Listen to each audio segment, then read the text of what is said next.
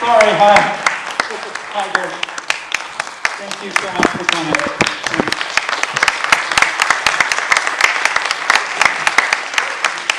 So we're kind of a tight turnaround, so I'm just going to ask you one question. I'll throw it out to the audience. But I want to know about the challenges of directing on Zoom over this course of time, and how you kind of did it through the digital medium. Sure. I'm going to step far enough away so I can demask. I'll step this way. Well, first of all, let's talk about the second to last scene, where the mother and the son were talking, right?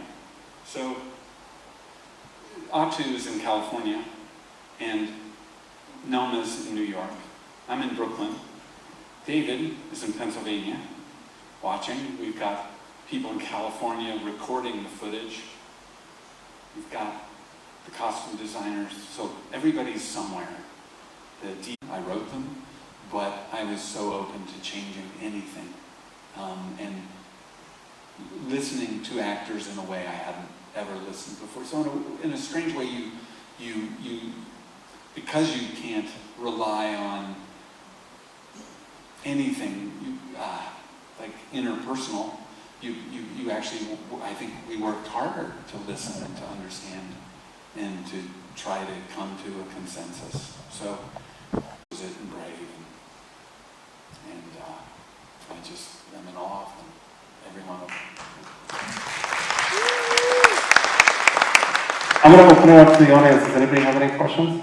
Right here. Are you telling me that there was absolutely no additional photography in everything that we saw? Oh, So, right. I'll just repeat for the audience. Sorry. Sure, I would do it. He was asking, was there any additional photography? There was one instance where there was additional photography, and that was the very final scene. And that, the way, it was the only time, I guess there was an instance, David, maybe where somebody had to, and she was out in the hallway in case there was a computer problem. But other than that, anything we shipped was delivered and sanitized, and they would hang up, like maybe they drew the artwork or sent the medical supplies.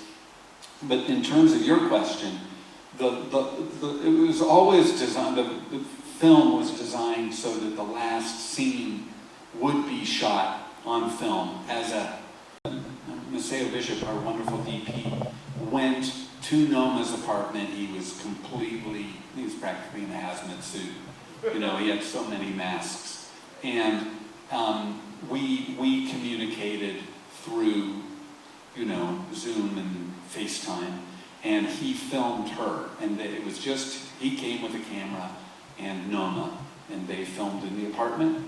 And then we lost contact. I think we even lost contact at one point. I remember just saying to Maceo, well, try this and do the devices that the actors had, either their phones or their computers. Very appropriate. Thank you. He said it was very appropriate. Yes. Right here. How was directing Elaine May, who's also before the director of software? How does that interaction? Oh, great question. What was it like to direct Elaine May? Well, David, were you there on the Scout? I think you were at the Scout when we went to Elaine's house. What we would do is, the way we would prepare is, we'd have 10 or 15, an actor had been in a play with her on Broadway, and I never met her during that time. But so I never got to meet her. Every time I saw the play, either Woody Allen or Warren Beatty or Dustin Hoffman, somebody important was waiting to see her, so I never got to kind of meet her. So we went into her apartment, and you saw in the beginning, that little clip, she had this little box that enabled her to be able to talk, and her daughter lives with her. And so her daughter, Jeannie Berlin, who's a wonderful actor too, was walking around, and Elaine was showing us her apartment, and well, we could shoot here or shoot here. One of my favorite moments, because as you know, there's an Elaine May film playing tomorrow, right? Yeah, and Yeah, Luke was which- one. And she's so much more brilliant than I would ever be. But there was this wonderful moment when we were doing our camera test or trying to figure it out. And she was trying to understand how this was going to work. Like, how does this work? And I'm trying to explain it. And she said, but how do you do, where's your wide shot? Where's your wide shot? And so I said, Elaine, walk to the computer was right there. So walk to the back of the room. So she goes, and she's tiny, and he said, there's your wide shot. And you saw her head kind of go like, and then she went, and I love this, I remember this so clearly, she just started walking right toward the camera. She got down close and she said, and this would be my close-up. I said, yeah. So when we filmed her, that first scene with Mary-Louise, we did one day, and we did the second scene the next day. It was her choice. I mean, I knew I wanted her to be close, but I never imagined that, she would put her face, like, to the point of, that close. It was kind of wonderful, right? So, what's it like to direct Elaine May? I kept wondering why she did this. Like, why? This is a little self-bragging, but she said she really loved the writing. So, so most of these actors, you just really need to create a safe space and listen to them, and then give them an opportunity to play off each other. And Mary-Louise comes from the theater, and she just won her second Tony. I think she's been nominated 4 or 5 times, and she's a great theater actor. There are so many Tony-nominated actors in our film. Danny Burstein just won a Tony. He played her brother, the therapist. He's been 7 Tony nominations. So there are a lot of actors who've done a lot of theater, and the way this was designed, the technology allowed them to really play off each other, even though they weren't in the same space. They actually could interact more with more abandon and more play than you can on a traditional film. Because usually on a traditional film, I'll shoot Michael, then we'll go to lunch, because Michael's the star. So they shoot him, and then we're running out of time. I'm just a day player, so we flip around and get me, and then we cut it together, and you're watching it going like, oh, that feels like they're talking. Well, they're not. In fact, Michael's such a big star that he went home for the day, and David, my producer, is standing in as Michael, reading his lines.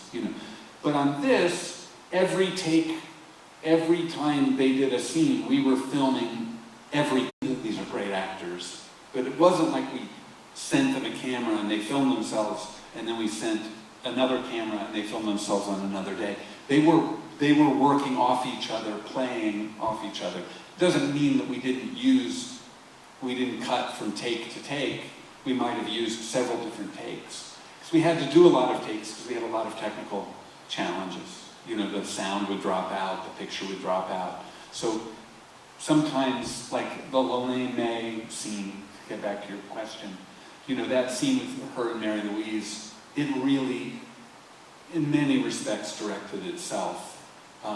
You put 2 brilliant actors together, and the challenge for me from a writing standpoint was I had to make sure enough was happening in the scenes, because you keep coming back to the same angle, and there's some science about every time you come back to an angle that you've been to before, your interest as an audience will decrease incrementally and significantly if you hit the same angle a lot.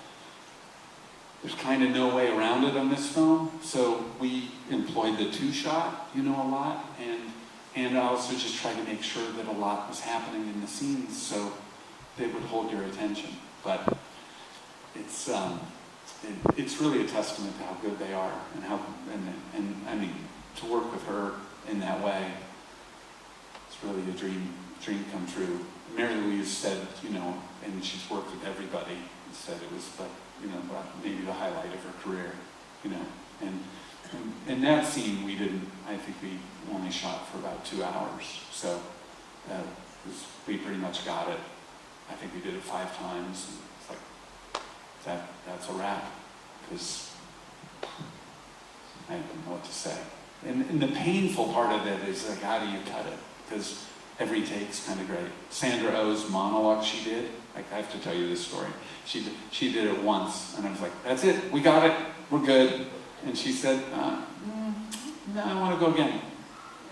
I'm like, okay, give me a direction. Like, what direction do you give to someone who just crushed something better than you could have ever imagined? So I'm like, okay, I gave her a direction.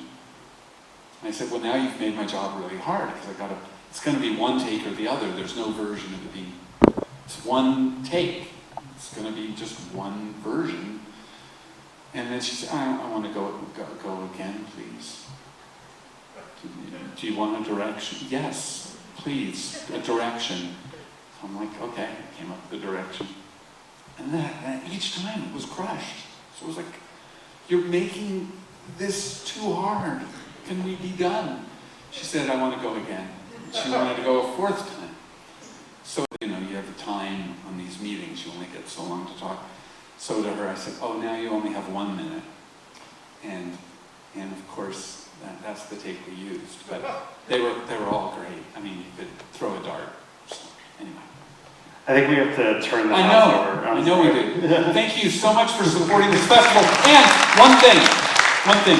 Thank you for seeing the film, but what they've done to make this festival happen, every volunteer, every person working here, Andrew, Michael, the whole staff, the whole team. I mean, this is a Herculean effort, what they've achieved. And so, give it up for them, really. Thank you. Thank you.